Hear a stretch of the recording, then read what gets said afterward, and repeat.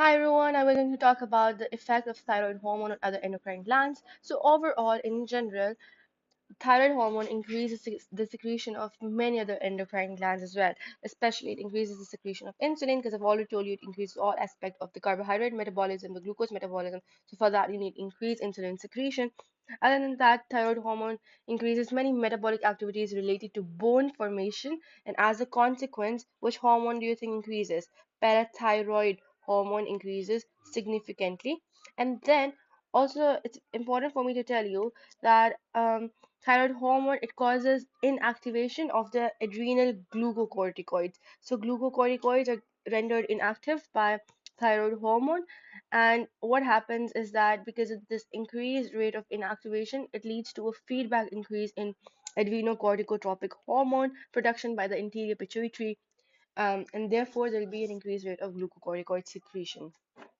So initially, thyroid hormone, it renders glucocorticoid inactive, but then ACTH detects this decrease in glucocorticoids, and ACTH will increase significantly. This will in turn act on the adrenal glands and further increase the glucocorticoid production. So in general, every endocrine secretion is being significantly increased. Effect of thyroid hormone on sexual function: because of lack of thyroid hormone, there's a loss of libido, and also because of lack of thyroid hormone, there can be menorrhagia, polymenorrhea, and because of lack of thyroid hormone, there may be irregular periods and even amenorrhea. There could be oligomenorrhea. So there is loads of confusion in terms of the menstruation. Now, when you talk about regulation of thyroid hormone, very important for us to refer to this diagram where first of all you have hypothalamus and then anterior pituitary. Hypothalamus releases the thyroid tropin releasing hormone, and this signal goes to the anterior pituitary, and where the portal hypophyseal system, the hypophyseal and the portal system, the hypophyseal portal system, and it stimulates anterior pituitary to secrete thyroid stimulating hormone, which is also referred to as thyrotropin.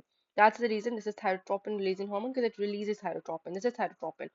This thyrotropin, or thyroid stimulating hormone, acts on the thyroid cells and causes the release of thyroxine, T3 and T4.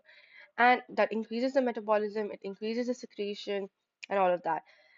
Now, when there's increased T3 and T4, it will directly uh, send a negative feedback to the anterior pituitary, and it can also send a direct negative feedback to the hypothalamus to decrease the production of thyroid hormone.